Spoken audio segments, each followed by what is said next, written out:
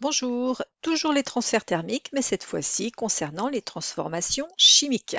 Petit rappel sur les transferts thermiques, la définition avait été donnée dans la vidéo précédente. Je fais simplement rapide.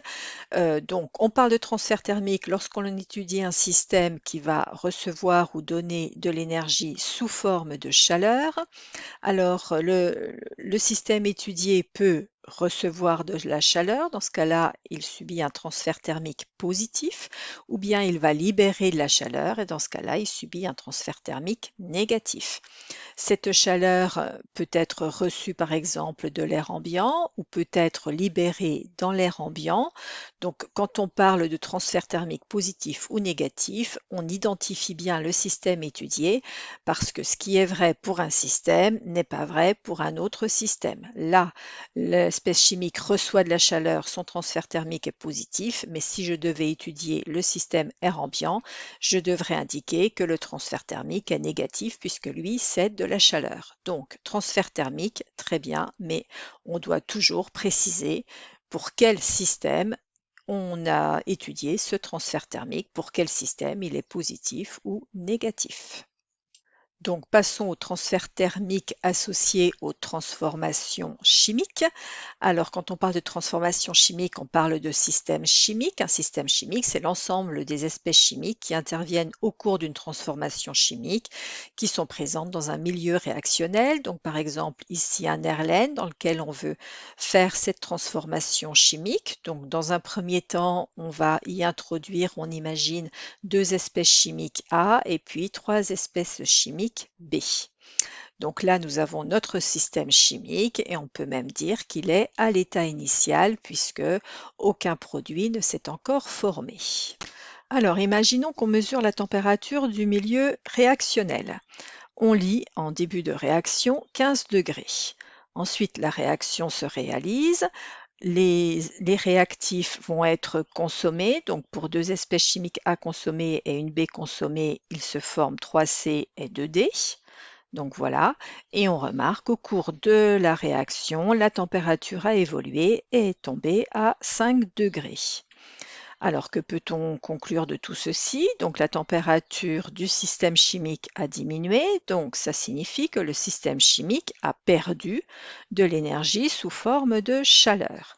Elle l'a perdue, mais elle est passée où cette énergie sous forme de chaleur? Donc cette énergie a été perdue au moment de la réalisation de la transformation chimique. Ça signifie que c'est la transformation chimique qui a prélevé cette énergie perdue par le système. Donc la transformation chimique a absorbé donc de l'énergie pour être réalisée. Donc ça signifie qu'on a affaire ici à une transformation chimique qui a besoin de chaleur pour être réalisée. On dit qu'on a affaire à une transformation endothermique, pour reprendre le vocabulaire qui avait été utilisé lors des changements d'état. Autre exemple, toujours le même système que tout à l'heure à l'état initial, toujours à 15 degrés, mais cette fois-ci, ma transformation se fait et je remarque que au cours de la transformation, donc les produits sont apparus et ma température a évolué, mais cette fois-ci, elle est montée à 50 degrés. Donc, ça signifie que si ma température du milieu réactionnel a augmenté, ça signifie que mon système chimique, cette fois-ci, a reçu de la chaleur et cette chaleur a été reçue au moment de la transformation chimique. Donc, ça signifie que c'est la transformation chimique qui a permis de donner cette chaleur au système réactionnel, donc que la transformation chimique a libéré de l'énergie. Cette énergie donc libérée au cours de la transformation chimique permet d'indiquer qu'on a affaire ici à une transformation exothermique, une transformation qui libère de la chaleur.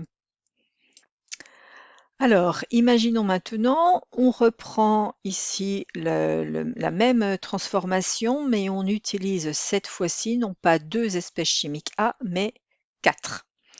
Alors, on peut se poser la question, quand il y avait deux espèces chimiques bleues qui étaient le réactif limitant. Lorsqu'on en avait 2, la température était montée à 50 degrés.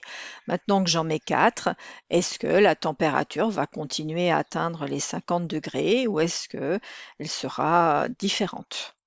Alors la transformation commence à se faire, donc dans un premier temps 2A et 1B disparaissent, il va se former 3C et 2D, puis de nouveau 2A et 1B disparaissent et ça va reformer 3 autres C et 2 autres D.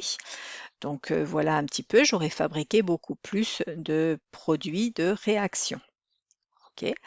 Alors, comment évolue ma température? Donc je regarde et je remarque comme cette transformation chimique a eu lieu entre guillemets plus de fois, davantage, je m'attends donc à ce qu'il y ait eu beaucoup plus d'énergie libérée, donc je m'attends à avoir une température finale supérieure à 50 degrés. Donc ce qu'on va retenir, c'est que plus la quantité de réactifs limitants, donc ici c'était les espèces chimiques A en bleu, est grande, plus l'énergie mise en jeu va être importante et donc plus la variation de température devrait être grande.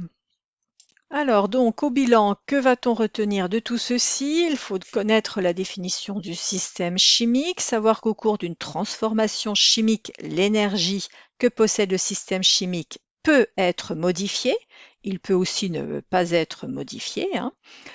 Connaître comprendre comment on fait pour passer de la variation de température au fait qu'on ait affaire à une transformation endo ou exothermique.